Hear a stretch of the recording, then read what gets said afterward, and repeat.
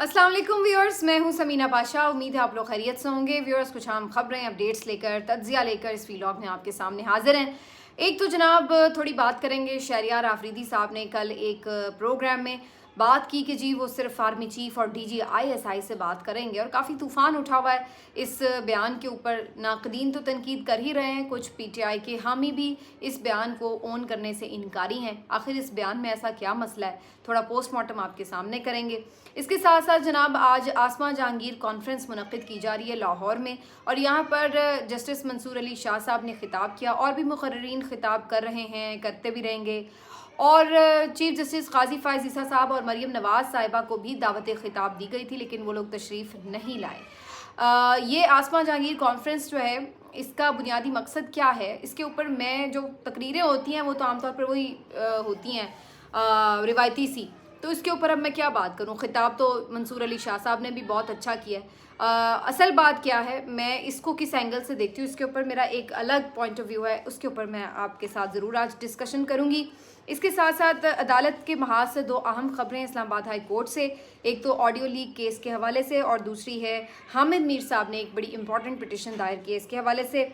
बिजली के ऊपर बड़ी दुहाई शुरू हो चुकी है, और ये दुहाई बड़ी जेन्युइन भी है। इसके ऊपर कुछ फैक्ट्स एंड फिगर्स आपके सामने रखेंगे, और लास्टली आपको बताएंगे कि पीटीआई के कौन से दो रहनुमा अब मंजर आम पर आ गए हैं, और वापस पीटीआई की तरफ उनका अब जो एक रास्ता है वो भी तकरीबन खुला नज़र आ रहा है। गुजरांवाला में भी एक अफसोसनाक वाक़या हुआ है, उसके ऊपर भी बात करेंगे अगर वक्त मिला तो। काफ़ी कुछ है आज के वीलॉग में। आपसे रिक्वेस्ट है कि चैनल को सब्सक्राइब कर लें अगर अभी तक सब्सक्राइब नहीं किया। बात का आगाज़ जनाब यहाँ से करेंगे। शहरियार आफरीदी साहब ने कल जियो न्यूज़ के प्रोग्राम नया पाकिस्तान में शहजाद इकबाल साहब के साथ गुफ्तगू करते हुए एक सवाल के जवाब में ये कहा कि ये तो कठपुतली हुक्मरान है, अगर हमने बात करनी भी हुई तो इनसे क्यों करें, अगर हमने बात करनी हुई तो हम आर्मी चीफ से करेंगे या डीजी आईएसआई से करेंगे।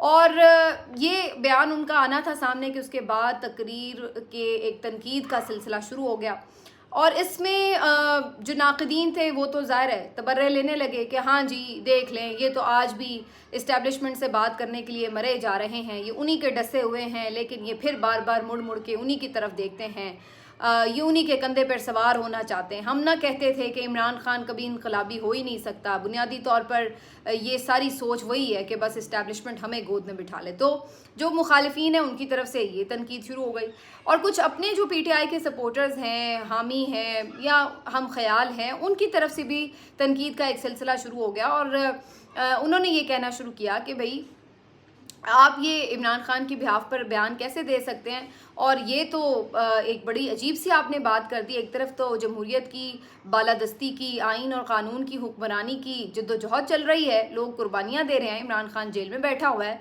और दूसरी तरफ आप उन्हीं लोगों से बातचीत का इंदिया दे रहे हैं कि जो लोग इस सब में मुलव्विस हैं मुबैना तौर पर, और आप जिनको मौरद इल्ज़ाम ठहराते हैं। तो ये क्या बात हुई कि आप उन्हीं से बात करेंगे, और जो जमहूरी क़ुव्वतें हैं उनको आप मानने से इनकारी हैं। तो इस तरह हर दो तरह की तनकीद जो थी वो शहरियार आफरीदी साहब के बयान पर शुरू हो गई, जिसके बाद पीटीआई के मुख्तलिफ लोगों ने इस बयान को शहरियार आफरीदी का एक ज़ाती बयान करार दिया, और उनका ये पीटीआई की पॉलिसी नहीं है। शहरियार आफरीदी ने अपनी ज़ाती हैसियत में ये बयान दिया, और ख़ुद शहरियार आफरीदी ने भी यही बात की कि जो बयान उन्होंने दिया वो उन्होंने अपने तौर पर दिया, ये कोई पार्टी के कहने पर पार्टी की पॉलिसी नहीं है।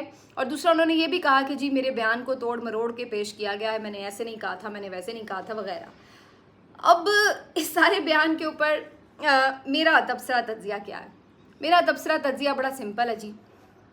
मैंने पहले भी ये बात की थी कि जहाँ तक इन लोगों से बातचीत की बात है कि पीएमएलएन पीपल्स पार्टी, तो इन लोगों से ना तो इमरान खान बात करेंगे और ना इनसे कोई बात हो रही है, और इनसे वाक़तन बात करने का कोई फ़ायदा भी नहीं है। और इसकी मैं डिटेल आपको बहुत दफ़ा पहले कह चुकी हूँ, आप पिछले व्लॉग्स में देख चुके हैं कि इनके पास ना तो मैंडेट है, ना नीयत है, और ना ही इनके पास कोई इख्तियार है, ना इनके पास कोई हैसियत है कि ये कुछ दे सकें, कुछ ले सकें। किसके ऊपर किस बात पर बात करेंगे, ना कोई माहौल है। मैंडेट आपने चोरी किया हुआ है और उसके बाद ऊपर से आप कहें कि जी आओ अब हमसे बात कर लो, तो ये बात कोई समझ में नहीं आती। अब बात ये है तो फिर क्या तहरीक इंसाफ जो है वो आर्मी चीफ से या डीजी आईएसआई से वाकई उसे बात करनी चाहिए। तो इस पर बहुत से लोग आतिश फिशा बनकर फट पड़े कि जनाब ये कैसे हो सकता है कि जिनके खिलाफ आप जद्दोजहद कर रहे हैं उन्हीं से आप बात करने बैठ जाएं। तो मेरा तो इसके ऊपर बड़ा एक साफ सा मौक़िफ़ है कि पहली बात यह कि इमरान खान खुद क्या कहते हैं। सबसे पहले तो ये बात ले लें आप। इमरान खान ने खुद ये कहा है कि मेरा जितना भी ज़ाती इख्तलाफ क्यों ना हो, इसके बावजूद मैं मुल्क की बेहतरी के लिए किसी से भी बात करने के लिए तैयार हूँ, इस्टेब्लिशमेंट से भी बात करने के लिए तैयार हूँ। ये इमरान खान का कुछ दिन का पहले का स्टेटमेंट है। दूसरी चीज़ कि इमरान खान साहब ने इसी स्टेटमेंट के साथ ये कोट भी किया, और जो कि पहले भी कई दफ़ा बात हो चुकी है, कि ख़ुद इमरान खान साहब ने जनरल बाजवा के साथ 2 मुलाकातें की थी और आरिफ अलवी साहब के थ्रू उनके मुज़ाकरात भी चल रहे थे। उस वक्त की इस्टेब्लिशमेंट, उस वक्त के आर्मी चीफ जनरल बाजवा से। तो वो क्या था? जनरल बाजवा कौन थे? वही जिन्होंने इमरान खान साहब की हुकूमत गिराई, वही जिन्होंने जुल्म के इस पूरे निज़ाम की बुनियाद रखी, वही जिन्होंने इमरान खान साहब को धोखा दिया, वही जिन्होंने अवाम को धोखा दिया, वही जिन्होंने आइन और कानून की धज्जियाँ बिखेरी। तो इमरान खान साहब ने ये सब होने के बावजूद भी जनरल बाजवा से मुलाकातें की और उनसे मुलाकातों के साथ साथ मुख्तलिफ तरीक़ों से मुज़ाकरात भी कहीं ना कहीं होते रहे। तो भाई आप एक तरफ ये बात कह रहे हैं कि जी इमरान खान डील नहीं करेगा। अब मैं यही इस तरफ ही आना चाह रही हूँ कि इमरान खान डील नहीं करेगा, उसने ये ज़रूर कहा है, लेकिन उसने ये नहीं कहा कि वो बात नहीं करेगा। डील करने में और बात करने में फ़र्क है। डील का मतलब ये है कि आप कुछ लेते हैं, कुछ देते हैं, और वो क्या लेन देन होता है। मिसाल के तौर पर अगर इमरान खान ये डील कर लें कि जी मेरे केसेस ख़त्म हो जाएं, मुझे कोई वापस इक़्तिदार मिल जाए, बदले में मैं जो कुछ पिछले 2 सालों में हुआ है वो सब भूल जाऊंगा, मैं किसी के ख़िलाफ़ कोई इंतकामी कार्रवाई नहीं करूंगा, मौजूदा जो भी चीफ जस्टिस हों, कोई भी और चीफ्स हों जो एक्सटेंशन चाहते हैं, मैं उनको एक्सटेंशन भी दे दूंगा, और बाकी मैं किसी के ख़िलाफ़ कोई इंतकामी कार्रवाई नहीं करूंगा। तो इसको कहते हैं डील, कि जिसमें इमरान खान को इक़्तिदार भी मिल गया, केसेस से जान भी छूट गई, बंदे भी बाहर आ गए, और दूसरी तरफ जो मुखालिफिन हैं उनको भी उनकी मनचाही चीज़ें मिल जाएंगी। तो वो भी आप कहें कि ये डील हो गई, लो और दो हो गया। ये मैं एक ऐसे ही मफरूज़े पे बात कर रही हूँ। मुज़ाकरात या बात क्या है? मुज़ाकरात और बात का मतलब ये है कि इमरान खान इस बात पे कन्विंस कर ले किसी को कि भाई आपका आईनी किरदार ये है कि आप सियासी मामलात में ना पड़े, आप किसी भी सियासतदान या सियासी जमात को दुश्मन ना समझें, बार बार हुकूमतें बनाना बिगाड़ना इस काम से बाज रहें, जो आपका हकीकी काम है आप वो करें जाके। अदलिया में आप मुदाखलत ना करें, अदलिया को मेरे केसेस का फ़ैसला मेरिट पे करने दें। मैं आपसे ये नहीं कह रहा मेरे केसेस ख़त्म करें, अदलिया मेरे केसेस का फ़ैसला मेरिट पे करे, उस पर कोई दबाव ना हो, फिर उस पर भले मुझे कसूरवार करार दे तो दे। जो मैंडेट चोरी हुआ है उसको फॉर्म 45 के मुताबिक सारे इलेक्शन को ऑडिट किया जाए और उसके मुताबिक रिज़ल्ट तैयार करके जिसकी जितनी जो सीटें बनती हैं जेन्युइन, वो उसके हवाले की जाए।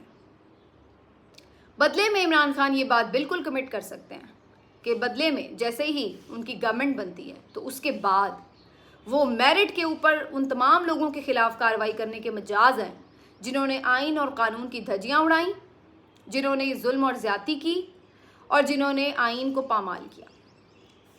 अब उसके अंदर जिसके ऊपर भी कार्रवाई बनती है वो मेरिट के ऊपर होगी, किसी से कोई ज़ाती इंतकाम नहीं लिया जाएगा, लेकिन मेरिट पे ज़रूर कार्रवाई की जाएगी। अगर ये सब चीज़ें करते हैं इमरान खान साहब, तो उसके बदले में, उसके नतीजे में अगर कोई इमरान खान साहब की इन बातों पे मजबूर हो जाता है कि आपकी बात ठीक है और सियासी जमातें भी कहती हैं कि ये बात ठीक है, तो उसके ऊपर ऐसी बातचीत को आप डील तो नहीं कहेंगे। ऐसी बातचीत को कोई भी डील नहीं कह सकता कि जिसमें इमरान खान जो उसका एक बुनियादी और उसूली मौक़िफ़ है जिसके लिए वो 2 साल से जिद्दोजहद कर रहा है, अगर वो उसके ऊपर कॉम्प्रोमाइज़ करता है तो फिर मतलब है कि वो डील कर रहा है। और अगर वो उसके ऊपर कॉम्प्रोमाइज़ किए बगैर बात करके अपनी बात मनवाता है तो इसका मतलब है कि वो विनर है, उसने अवाम की ताकत से अपनी बात मनवा ली है, क्योंकि करने वालों ने सब कुछ करके देख लिया कि अवाम तो उसके साथ ही जुड़े रहे। अब ये ऐसा हो रहा है, मुझे ऐसा होता कोई नज़र नहीं आ रहा। यहाँ पर तो ताकतवर अभी तक उनको कुचलने के ही मंसूबे बनाए हुए हैं, तो ऐसी कोई चीज़ नहीं हो रही कि कोई जाके बात कर रहा है और कोई इमरान खान को कह रहा है कि प्लीज़ हमारी बात मान लो। तो ऐसा तो फ़िलहाल कुछ नहीं हो रहा। सियासी जमातें अपने तौर पर ज़रूर ख्वाहिश कर रही हैं, उसकी वजूहात क्या हैं वो अलग, मैं उसके ऊपर एक बात कर लूँगी, लेकिन इस्टेब्लिशमेंट की तरफ से अभी फ़िलहाल तक तो ऐसी कोई ख्वाहिश नहीं है कि इमरान खान की कोई भी बात माननी है। तो ऐसा कोई होने नहीं जा रहा। तो लिहाजा इस वक्त ना तो बात हो रही है और ना ही डील हो रही है, पहली चीज़। और अगर डील होगी तो ये इमरान खान के अपने नज़रिए की नफ़ी होगी। हाँ, अगर बात होगी और बात में इमरान खान अपने उसूली मौक़िफ़ को मनवाने में कामयाब होता है तो फिर ये इमरान खान की और अवाम की और आइन और कानून की जीत होगी। इतनी सी कहानी है। अब इसके ऊपर लोग मुश्तिल हो जाते हैं कि जी बात ही नहीं करनी। बात तो करते ही हैं ना आप। अब इसराइल और फ़लस्तीन अगर बैठ जाएं टेबल के ऊपर कि जी इसराइल मान ले कि जी फ़लस्तीन के साथ ज़्यादती की है हमने और हम इसका जो गासिबाना कब्ज़ा है वो छोड़ रहे हैं, तो क्या ऐसी बातचीत को आप डील कहेंगे कि इसराइल जो है वो उसने फ़लस्तीन के साथ कोई डील कर ली है? तो अल्टीमेटली जंगों के भी बाद मामलात टेबल के ऊपर ही बैठ के तय होते हैं। तो इसलिए इस तरह एक उस पर बात ये कर देना कि जी बात ही नहीं होगी या इस बात का मतलब ये है कि वो कोई डील ही करने बैठ गया है, तो इस तरह तो फिर इमरान खान ने उस वक्त जनरल बाजवा से बात की थी तो क्या वो उनकी बातें मान के उठे थे? जनरल बाजवा ने क्या कहा था? साइफर शाइफर भूल जाएं, जो हुआ है उसे ख़त्म कर लें, आपको हुकूमत भी वापस मिल जाएगी, इलेक्शन भी करा देंगे वगैरह वगैरह। ये बातें वो ऑफ़र कर रहे थे, लेकिन इमरान खान इस बात के ऊपर नहीं माने थे। तो यही बात है कि जब आप बात करें, और ये तो नहीं कि वो उसी के साथ बात करके आप उसकी सारी बातें मान के आ गए तो इसको हम डील कहते हैं। जैसे नवाज शरीफ ने किया कि उनकी सारी बातें मान ली, एक्सटेंशन में वोट भी डाल दिया, अपने केसेस ख़त्म करा के ज़ाती मफाद हासिल किया और बाहर चले गए, इसको डील कहते हैं। ये है प्राइम एग्जाम्पल ऑफ डील। बहरहाल अब आ जाते हैं जी आगे की तरफ के क्या सूरत हाल है जी। बाकी खबरों की काफ़ी तेज़ी से अब चलना पड़ेगा। हामिद मीर साहब ने अरशद शरीफ की जुडिशल इंक्वायरी की दरख्वास्त इस्लामाबाद हाई कोर्ट में जमा करा दी है। वैसे तो सुप्रीम कोर्ट में भी इस पर एक केस चल रहा था, लेकिन वो केस चल नहीं रहा, यही असल मसला है। और 2-3 ही उसकी हियरिंग्स हुई हैं, उसके बाद अभी तक उसको दोबारा फिक्स ही नहीं किया गया। वहाँ पे भी यही मसला है कि नाम उधर आते हैं जहाँ पर जलते हैं, तो इसलिए किसी भी आज़ाद अदलिया में इतनी ताकत नहीं है कि उन ताकतवरों का एहतसाब करने के लिए उन्हें कटहरे में खड़ा कर ले, उन्हें बुलवा ले। उनके नाम भी लेना ये लोग नहीं चाहते हैं अदालतों में, तो ये क्या उनका एहतसाब करेंगे? ये तो हमारी अदालतों का हाल है। तो सुप्रीम कोर्ट में भी कोई उसकी सुनवाई आगे नहीं बढ़ी थी। अब हामिद मीर साहब ने अलग से एक जुडिशल इंक्वायरी की दरख्वास्त जो है वो दायर कर दी है कि एक अलग से जुडिशल कमीशन बन जाए जो कि इस मामले पर पेशरफ्त करे। तो हामिद मीर साहब का एक अच्छा जेस्चर है और ये होना चाहिए लाजमी। अरशद शरीफ का जो कत्ल है ये एक बहुत अंदोनाक सानहा था इस मुल्क के लिए, और इस पे यकीनी तौर पर ये सिर्फ एक शख्स का कत्ल नहीं था, बल्कि ये आज़ादी इजहार राय, जमहूरियत, सहाफ़त और हर तरह से एक दर्दनाक वाक़या था। उनके ऊपर एक हमला था, इन तमाम जो जमहूरी आप कह लें लवाजमात हैं उनके ऊपर। तो ये बड़ा ज़रूरी है। लेट्स सी कि क्या अदलिया जो अब ये क्लेम कर रही है कि जी हम पे, जो चीफ जस्टिस ने भी उस दिन क्लेम किया था कि जी कोई दबाव नहीं है, तो कोई दबाव नहीं है ना आप पे, तो अब करें इंक्वायरी अरशद शरीफ के कत्ल की, लग पता जाएगा कि दबाव आपके पास है, दबाव आपके ऊपर है या नहीं है। यही इस्लामाबाद हाई कोर्ट ने कहा था कि दबाव आया तो हम अब मुतफ़िका फ़ैसला करेंगे। तो अब आप फिक्स करें इंक्वायरी, देखते हैं कि आपके ऊपर दबाव आता है कि नहीं आता। आज ही ऑडियो लीक्स केस के हवाले से जो जज बाबर सत्तार साहब हैं उनके अगेंस्ट आपको पता है पूरी PMLN और कुछ ख़ास लोग लाइक माइंडेड ये सब उनके ऊपर चढ़ाई किए हुए हैं, मुसलसल उनके खिलाफ कैंपेन्स चल रही हैं और ख़ास तौर पर इस बात को निशाना बनाया जा रहा है कि उनकी फ़ैमिली चूँकि अमेरिकन सेटल्ड है और सारा वहाँ की उनकी यानी रिहाइश वगैरह वहीं पर है मामला, तो इस बात को निशाना बनाया जा रहा है कि जी इनकी जो एफिलिएशन है वो अमेरिका के साथ है, ये ख़ुद भी अमेरिकन नेशनल है वगैरह वगैरह, और अजीबोगरीब उनके पर्सनल डॉक्यूमेंट्स तक लीक किए गए वगैरह, और उनकी काफ़ी इन्होंने मुहिम चलाई उनके खिलाफ। अब उसकी एक वजह ये भी थी कि ऑडियो लीक केस ये सुन रहे थे। ये केस तो बेसिकली शुरू हुआ था नजम साकिब और बुशरा बीबी साहिबा की जो ऑडियो लीक सामने आई थी उसके ऊपर बुशरा बीबी साहिबा ने ये केस किया था, और अब उसमें ज़ाहिर है बात खुलती खुलती मुख्तलिफ उन इलाकों में पहुंच गई है जहां पर जाके फिर पर जलना शुरू हो जाते हैं कि भाई ये ऑडियो लीक करता कौन है। पहले तो ये बताएं ऑडियो रिकॉर्ड ही कौन करता है, फिर ये ऑडियो जो रिकॉर्डिंग होती है इसके क्या कवानीन होते हैं, क्या आपके पास ये राइट्स हैं कि आप किसी की भी पर्सनल ऑडियोज़ जो हैं या वीडियोज़ जो है वो रिकॉर्ड कर सकें, और अगर आप रिकॉर्ड कर रहे हैं तो आप किसकी परमिशन से, किस कानून के तहत उनको लीक कर रहे हैं, वो कैसे लीक हो जाती हैं। तो ये सारी चीज़ों के ऊपर जब बात खुल रही है तो जाहिर है सब जानते हैं कि किसके पास ये इस वक्त आला किस्म की सारी फ़नी सलाहियत मौजूद है और कौन ऐसा कर सकता है। तो वो मामला जब एजेंसीज़ के ऊपर आता है तो फिर वहाँ पर हर एक को पेट में दर्द शुरू हो जाता है। तो आज बाबर सत्तार साहब की ये जो सारा केस है, बाबर सत्तार साहब अपने तौर पर एक दबंग जज हैं। उन्होंने इसके ऊपर जो है कोई रियायत नहीं दिखाई, अभी तक कोई कमज़ोरी नहीं दिखाई, और इसी वजह से अब उन पर एतराज़ कर दिया गया। और आज FIA की तरफ से, PTA की तरफ से, IB की तरफ से दरख्वास्त में हुकूमत की तरफ से ये कहा गया है कि जी आप इस केस से अलग हो जाएं। तो ये बेसिकली जो ये उस दिन बात कर रहे थे ना लोग कि जी कोई दबाव नहीं है, तो ये भी एक तरह का दबाव ही होता है इन अ वे, कि आपको जब लगता है कि कोई जज ताकतवरों पर हाथ डाल रहा है तो फिर उसको आप केसों से अलग कर दें, उसको साइड लाइन कर दें ताकि वो हाथ न डाल सके।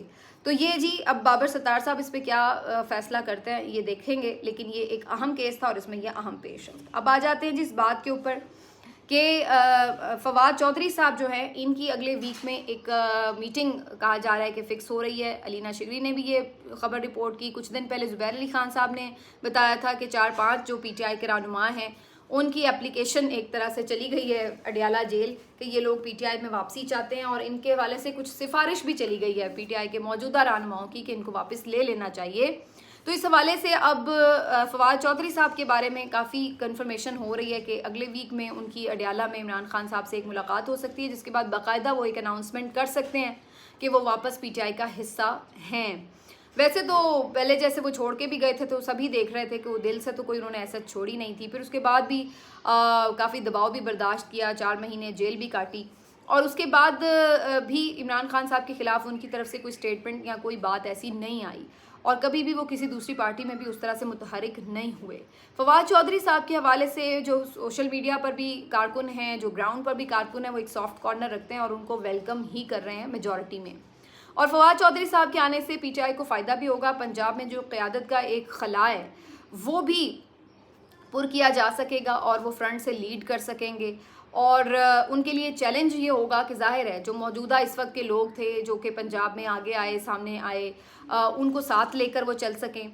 और फिर उसके बाद ये माहौल अभी भी इतना ज़्यादा बदला नहीं है, PTI के लिए अभी भी सब कुछ अच्छा तो नहीं हो गया। तो इसलिए फवाद चौधरी साहब अगर PTI ज्वाइन करते हैं तो उनके ऊपर मज़ीद प्रेशर भी आ सकता है, मज़ीद उनको मुकदमात में खींचा जाएगा, गिरफ्तारी फिर से हो सकती है, तो ये भी बिल्कुल हो सकता है। और उन्हें ये बात पता होगी ऑब्वियसली। अभी उन्होंने सिर्फ 2-3 ज़रा पॉजिटिव बातें ही की हैं, तो इतने में ही हम देख रहे थे कि पता चला कि 9 मई के मुकदमात में भी उनकी इंक्वायरी खुल गई है 11 महीने बाद, और भी कुछ मुकदमात जो हैं उनके दोबारा से रीओपन हुए हैं। तो ये सारी चीज़ें यही इंडिकेट करती हैं कि जो भी खान के साथ आके खड़ा होता है फिर उसके खिलाफ मुश्किलात का एक पहाड़ भी खड़ा होता है। तो फवाद चौधरी साहब को इस बात का आइडिया है कि भले वो इस मौके पे भी PTI में वापसी अपनी करेंगे तो तब भी उनको मुश्किलात का सामना तो बहरहाल करना पड़ेगा। लेकिन बहरहाल यही सियासत है। जाहिर है अगर आप मुश्किल वक्त में फेस नहीं करेंगे तो फिर आपको तो कोई ये नहीं कहेगा कि फिर आप अच्छे वक्त में आ जाएं। तो ये अब एक अच्छी डेवलपमेंट हो सकती है। लेट्स सी कि अगले वीक में इस पर फाइनली क्या होता है। अली नवाज जवान साहब भी आज मंजर आम पर आ चुके हैं, और उनके हवाले से भी काफ़ी ये खबर है कि उन्होंने बहुत तकलीफ़, बड़ी परेशानी, बड़ा कुछ बर्दाश्त किया है, और उनके लिए भी वेलकमिंग ही होगा PTI में अगर उनको वापस आने के लिए कहा जाता है। और आखिर में अच्छा जी, मुझे वैसे ये आसमान जहांगीर कॉन्फ्रेंस पे बात करनी थी, लेकिन अब मैं इसको अगले वीलॉग में कर लेती हूँ क्योंकि वो बात थोड़ी तवील हो जाएगी। आखिर में बस मैं गुजरांवाला वाक़े के ऊपर जो है वो थोड़ी सी बात कर लेती हूँ। कल के रोज़ जब PTI ने एक एहतजाज करना था तो गुजरांवाला के जो वहाँ के उनके लीडर थे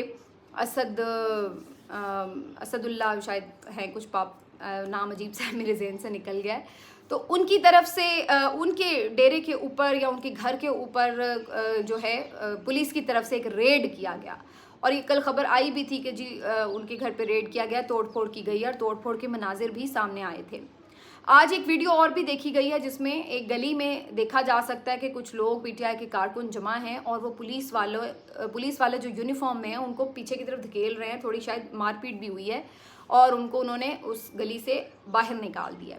और इस वीडियो के ऊपर बहुत से लोग ये कमेंट भी कर रहे हैं कि देख लें, हम यही कहते हैं कि ये जब PTI को मौका मिलता है ये तशद्दुद की राह अपना लेते हैं, ये देख लें ये पुलिस एहलकारों को ज़दोकोब कर रहे हैं।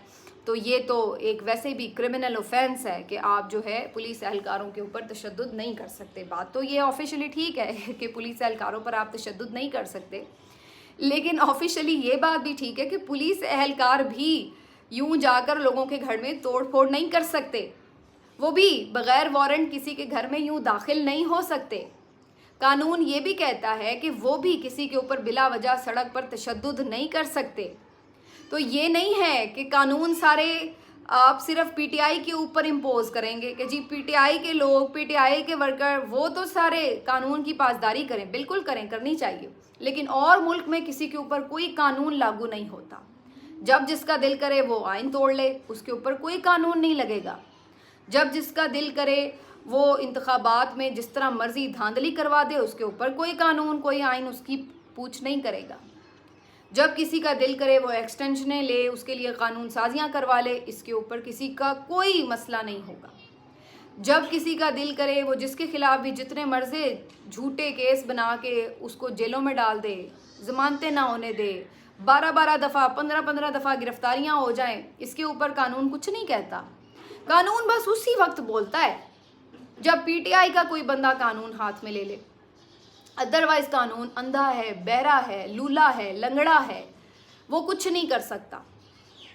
सिर्फ वो उस वक्त हरकत में आता है जब पीटीआई का बंदा जो है वो कानून हाथ में ले ले।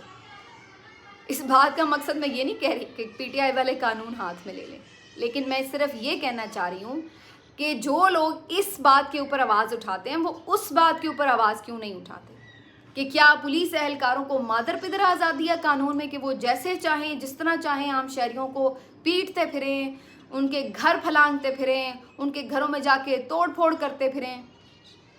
ये कैसी आपकी मुनाफकत है? तो ये वक्त बड़ी जल्दी फिर आ जाता है ऐसी सूरत में जब आप एक तरफ सिर्फ कानून अप्लाई कर रहे होते हैं, तो फिर ये वक्त आ जाता है कि फिर लोग अपने हाथ में कानून ले लेते हैं।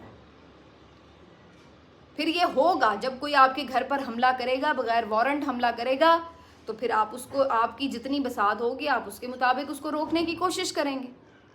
अब इस वाक़े के मुतालिक कुछ लोग कह रहे हैं कि जी पहले उन्होंने हमला किया, बाद में लोगों ने उन्हें निकाला। कुछ लोग कह रहे हैं नहीं, पहले लोगों ने रोका और फिर बाद में जाके पुलिस वालों ने हमला किया। पहले या बाद में जो कुछ भी हुआ, हम सब जानते हैं कि पुलिस इस वक्त क्या किरदार अदा कर रही है, ख़ास तौर पर पंजाब में। तो इसलिए अगर अभी भी वक्त है, ये आई ओपनिंग आपके पास सारे आ रहे हैं विजुअल्स जो आपको ये बता रहे हैं कि कल कला को यही सिचुएशन बड़े पैमाने पर डेवलप हो सकती है अगर इन मुंहजोर एहलकारों को ना रोका गया और इनको नथ ना डाली गई, इनको इनकी औकात में ना लाया गया, तो फिर अवाम अपना फैसला खुद कर लेंगे। वो अपना हाथ में कानून का डंडा फिर खुद पकड़ लेंगे।